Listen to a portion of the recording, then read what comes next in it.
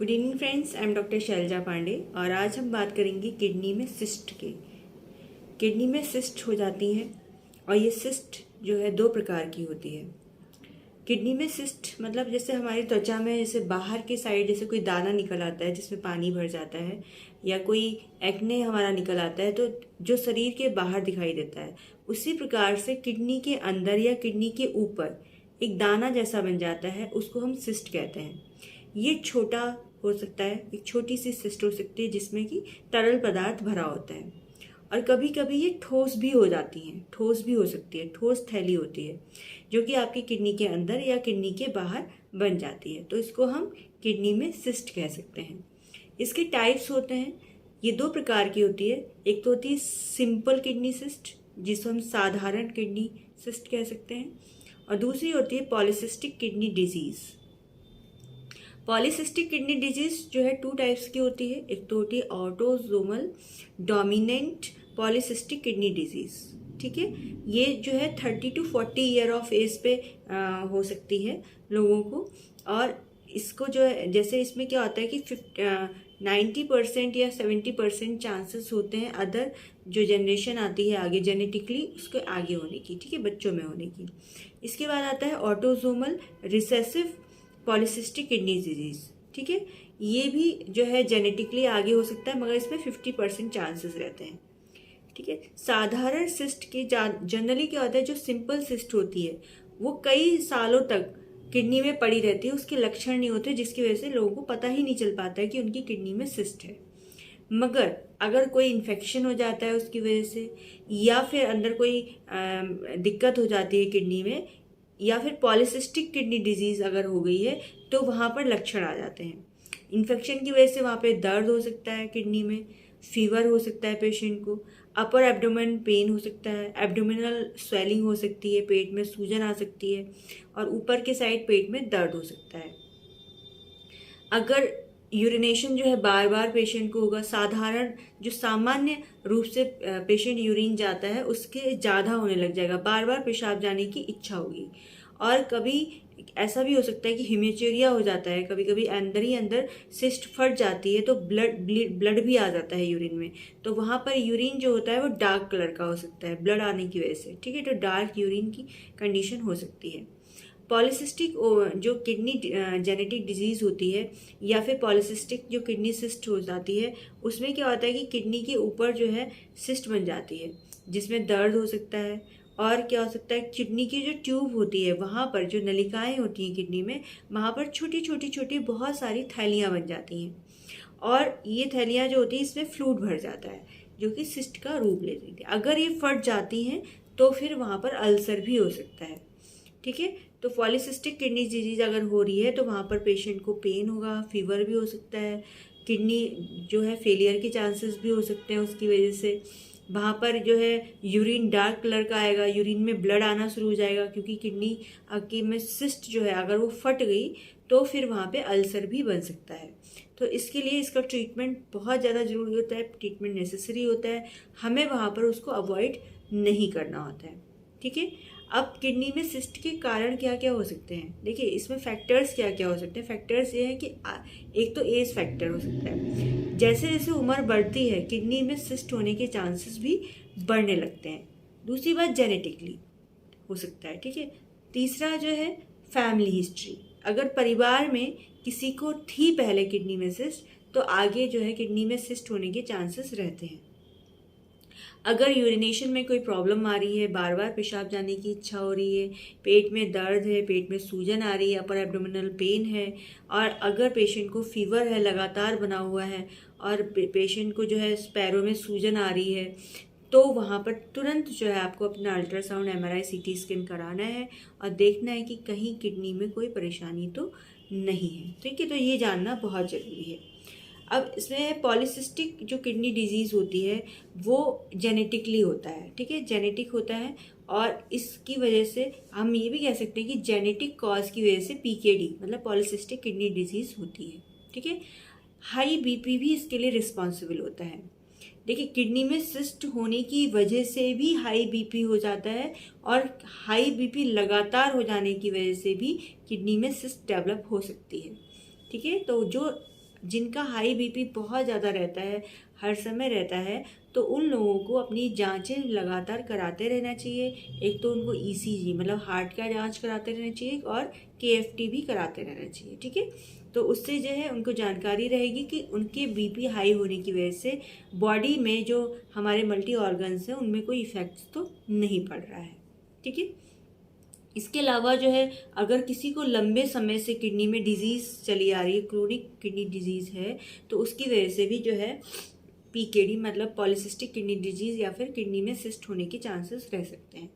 अगर पेशेंट बहुत chain smoker है, स्मोकिंग बहुत ज़्यादा करता है, बहुत ज़्यादा अल्कोहल लेता है, तो वो भी किडनी में सिस्ट होने के कारण हो सकते हैं। तो आपको ये चीज़ें अवॉइड करनी है। इसके अलावा ओबेसिटी, मोटापा, अगर वज़न बहुत ज़्यादा है तो वो भी किडनी में सिस्ट होने के चांसेस को बढ़ा सकता है। तो वहाँ पर आपको क्या करना है, अपना वज़न कम करना है, कंट्रोल में रखना है, ठीक है। फैमिली हिस्ट्री मैंने बताया ही। आप इसे कैसे बच सकते हैं?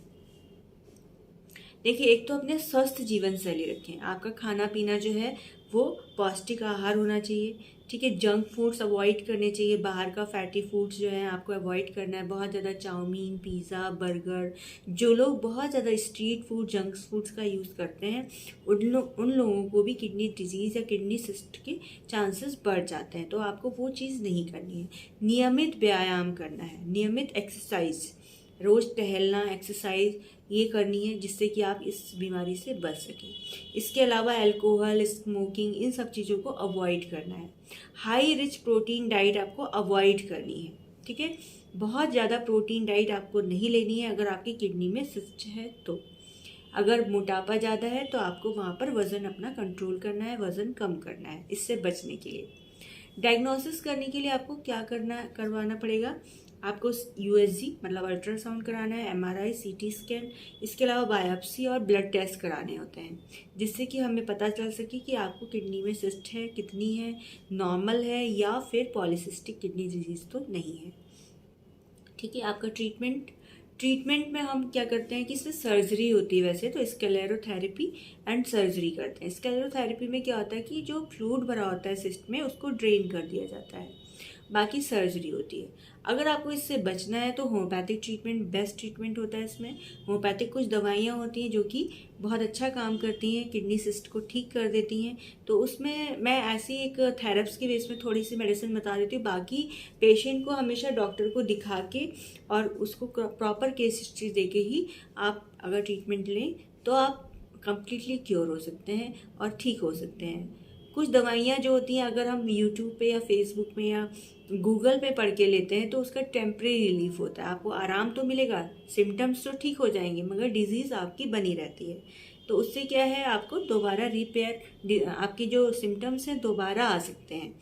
तो क्योंकि बीमारी तो आपके शरीर में बनी है तो उसको कम्प्लीटली ठीक करने के लिए अच्छे से ट्रीटमेंट कराना होता है जिससे कि आपको टेम्परेरी नहीं परमानेंट क्योर मिल सके। होम्योपैथिक मेडिसिन में एपिस मेलिफिका बहुत अच्छा काम करती है। एपिस मेलिफिका 30 आप ले सकते हैं जो कि अच्छा काम करती है। आर्सेनिक एल्बम 30 भी जो सिस्ट हो जाती है किडनी में उसके लिए बहुत अच्छी मेडिसिन है। कैंथेरिस 30 हम उस कंडीशन में यूज़ कर सकते हैं जब पेशेंट को यूरिनेशन अच्छे से नहीं हो रहा होता है और जलन होती है पेशाब में और रुक रुक के अगर बूंद बूंद करके पेशाब हो रही है तो वहाँ पर कैंथेरिस बहुत अच्छा काम करती है, ठीक है। लाइकोपोडियम 30 भी बहुत अच्छा काम करती है। डिजिटैलिस 30 भी बहुत अच्छा काम करती है। देखिए ऐसा है ना, कॉम्प्लिकेशंस होते हैं इसके। अगर आप किडनी सिस्ट का, अगर पॉलीसिस्टिक किडनी डिजीज़ है और उसका ट्रीटमेंट नहीं ले रहे हैं तो आपको क्या क्या कॉम्प्लिकेशंस हो सकते हैं उसके बारे में भी बात कर लेते हैं। एक्चुअली अगर प्रेगनेंसी है किसी महिला को और वहाँ पे पॉलीसिस्टिक किडनी डिजीज़ का ट्रीटमेंट नहीं किया गया तो वहाँ पे प्री एक्लेम्सिया प्रेगनेंसी कॉम्प्लिकेशंस हो सकते हैं उसको, ठीक है। इसके अलावा जो है हार्ट वाल्व कॉम्प्लिकेशंस हो सकते हैं, हार्ट डिजीज़ का भी दिक्कत हो सकता है, कोलन प्रॉब्लम्स हो सकती हैं, ठीक है। और बीपी बहुत ज़्यादा बढ़ा रहने लग सकता है। तो अगर इसका ट्रीटमेंट नहीं कराते तो ये इसके कॉम्प्लिकेशंस हो सकते हैं। तो वहाँ पे जो कॉम्प्लिकेशन है हार्ट वाल्व कॉम्प्लिकेशंस, अगर पेशेंट को वो हो गए हैं तो वहाँ पे डिजिटैलिस 30 बहुत अच्छा वर्क करती है। अगर हार्ट अफेक्टेड हो गया है डिजीज़ की वजह से तो डिजिटैलिस 30 इसमें वर्क अच्छा करती है। तो वहाँ पे डॉक्टर से पूछ के ही आप दवाई का सेवन करें, ठीक है। इसके अलावा जो है एसिटिकम क्यूप्रम एसिटिकम जो है 3x बहुत अच्छा काम करती है। बेलाडोना 30 बहुत अच्छा वर्क करती है। हेलिबोरस नाइगर जो है 30 बहुत अच्छा काम करती है। इसके और प्लम्बम भी अच्छा काम है, और क्यूप्रम आर्सेनिकम 3x भी बहुत अच्छा वर्क करती है इसमें। मगर इन दवाइयों को लेने से पहले आपको डॉक्टर की सलाह जरूर लेनी है, नहीं तो आपको ये दवाइयाँ नुकसान भी कर सकती हैं। ठीक है, टेरिवेंथम 30 भी बहुत अच्छा काम करती है। मैं सारी लो पोटेंसी बता रही हूँ क्योंकि मुझे पता है कि काफ़ी लोग जो है यहाँ से सुन के ही दवाइयाँ लेने जाते हैं, इसलिए लो पोटेंसी है ये, जिससे कि आपको नुकसान ना करे। 30 पोटेंसी सबसे लोएस्ट पोटेंसी होती है। मगर होम्योपैथी का एक नियम होता है, होम्योपैथी का इलाज जो है सबसे पहले कम डोज से ही किया जाता है, 30 से ही स्टार्टिंग की जाती है। तो फिर पेशेंट के अकॉर्डिंग, उसके सिम्टम्स के अकॉर्डिंग फिर धीरे धीरे इसकी पोटेंसीज, मेडिसिन की डोज बढ़ाई जाती है। तो ये सबसे लोअर पोटेंसी है जिसके बारे में मैंने बात की है कि अगर आप बाई चांस लेते हैं तो आपको ये दवाइयाँ नुकसान ना करें, मगर सही इलाज के लिए आपको डॉक्टर से पूछ के ही इलाज लेना है। आपको मैंने बता ही दिया कि आपको क्या क्या अवॉइड करना है। खाने में जो है हाई रिस्क प्रोटीन डाइट नहीं लेनी है। जिन लोगों को किडनी में सिस्ट होती है उनको पानी ज़्यादा से ज़्यादा पीना चाहिए। देखिए, अगर आपके नाली में या फिर कहीं भी कुछ भी फंस रहा होता है तो वहाँ पे ड्रेनेज करने के लिए क्या करते हैं, आप पानी डालते हैं बहुत ज़्यादा, जिससे कि कचरा वहाँ से निकल जाए। इसी प्रकार से किडनी में अगर कोई प्रॉब्लम हो रही है तो वहाँ पर आपको पानी ज़्यादा से ज़्यादा पीना है। जैसे स्टोन हो जाता है तो पानी ज़्यादा से ज़्यादा पिए, जिससे कि स्टोन यूरिन के थ्रू बाहर निकल जाए। तो यहाँ पे वाटर इनटेक आपको अच्छा खासा रखना है। ठीक है, बाकी जो है बाहर की चीज़ें अवॉइड करनी है, अल्कोहल अवॉइड करना और स्मोकिंग अवॉइड करना है। Thank you so much, take care all of you. आज के लिए इतना ही। नेक्स्ट डिजीज़ में नेक्स्ट टॉपिक में हम नेक्स्ट डिजीज़ के बारे में डिस्कशन करेंगे। Bye bye, take care.